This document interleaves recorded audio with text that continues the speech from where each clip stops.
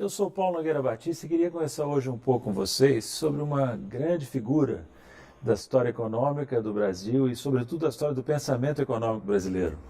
Celso Furtado. No meu entender, é o maior economista brasileiro.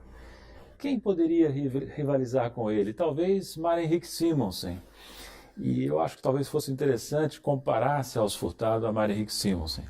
Quando eu morei na China, eu fiz um esforço não muito bem sucedido de entender a filosofia antiga chinesa, mas desse esforço eu retive um princípio taoísta que me parece interessante. Os conceitos só existem como contrastes. É pelo contraste que se conhecem as coisas, os conceitos, as pessoas. Por isso eu escolho fazer o contraste hoje entre Celso Furtado e Mário Henrique Simonsen. A primeira grande diferença, o primeiro grande contraste, é na formação desses dois grandes economistas. Furtado estudou, ensinou na Europa, na França, e passou também por Cambridge, na Inglaterra, onde teve contato com os keynesianos, com a primeira geração de keynesianos, Caldor e John Robinson, por exemplo. Ao passo que Mário Henrique Simonsen, embora nunca tenha estudado fora do Brasil, representava a tentativa de aplicar no Brasil a economia tal como ensinada e praticada nos Estados Unidos. Então, Furtado praticava economia política, political economy, ao passo que Simonsen praticava economics, economia. Né? E Furtado costumava dizer, consistentemente com sua abordagem geral, que nunca havia sido apresentado a um problema econômico que não fosse ao mesmo tempo um problema político. Né?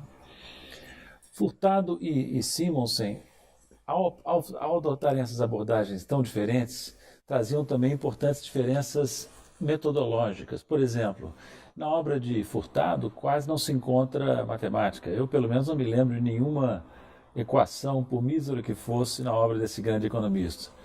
Já Simonsen se destacava pela aplicação de modelos econômicos e pelo ensino da econometria, seguindo nesse ponto a tradição das universidades americanas. Né?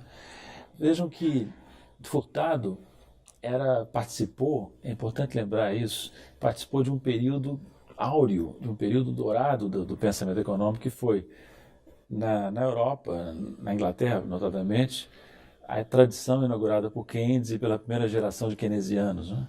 E na América Latina, por Prebisch, o grande economista argentino keynesiano que muito influenciou o Celso Furtado. Uma vez, há muito tempo atrás, quando eu tinha uns 25 anos, eu encontrei com o Celso Furtado num almoço na casa do meu pai, no Rio de Janeiro, e comentei com ele como era grande o contraste entre a economia, a fase da economia na qual o Furtado havia se formado e a fase da economia, do pensamento econômico com a qual nós nos defrontávamos no início dos anos 80, muito mais pobre, muito menos interessante. Como eu insistisse muito no assunto, o Furtado respondeu, comentou com um olhar, com um sorriso irônico: nem todos podem participar de um renascimento. E era disso que o Celso Furtado tinha participado, de um verdadeiro renascimento do pensamento econômico no mundo e, em particular, na América Latina. E ele foi um dos elementos centrais, um dos pensadores centrais desse renascimento. Não só no Brasil, mas também em outros países, sobretudo na América Latina. Mas apesar dessas diferenças de método entre Simonsen e Furtado, havia traços comuns. Entre eles eu destaco um que me parece significativo. Tanto o Furtado como o Simonsen eram ecléticos, tendiam ao ecletismo e não eram dados a posições extremas. O Mário Henrique, por exemplo, era um pensador, um economista de tradição mais neoclássica, digamos assim, mas nunca foi um partidário do ultraliberalismo defendido por Chicago. Ele incorporava certas influências keynesianas e reconhecia a importância do papel do Estado na economia. Já o Celso Furtado nunca foi marxista. Ele reconhecia, claro, a importância de Marx para aqueles que pensavam a sociedade, mas dizia que quando chegara a estudar Marx mais detidamente, já havia passado por Keynes, cuja macroeconomia era mais sofisticada. Né? Então, tanto Simonsen como Furtado se situam no vasto campo intermediário entre o ultraliberalismo da Escola de Chicago e o marxismo. Né? É claro que em campos opostos. Né? Simonsen, vamos dizer assim, na centro-direita e Celso Furtado na centro-esquerda. Mas eu diria, para terminar esse breve comentário, que a grande diferença entre Furtado e Simonsen era outra, era a criatividade. O Simonsen era um economista brilhante, uma inteligência privilegiada, mas não era um pensador original. Ele se destacou na vida como um aplicador, um divulgador das teorias e estudos da economia nos Estados Unidos, fazia isso com maestria, mas não era não era preponderantemente um criador. Já Celso Furtado era uma mente eminentemente criativa. Ele deu contribuições notáveis que marcaram a época, a teoria e história do desenvolvimento econômico, em particular ao fenômeno do subdesenvolvimento, que ele elevou à categoria científica. E não é por acaso que Celso Furtado marcou a época não só no Brasil, como fora do Brasil, na América Latina e mesmo nos países desenvolvidos, ao passo que Simonsen só ficou conhecido dentro do Brasil, né?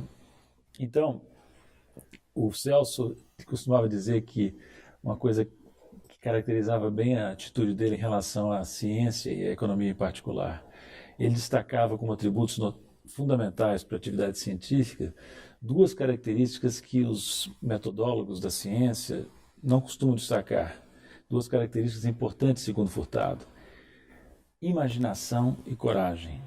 Características que são mais atribuídas à arte ou à ação política.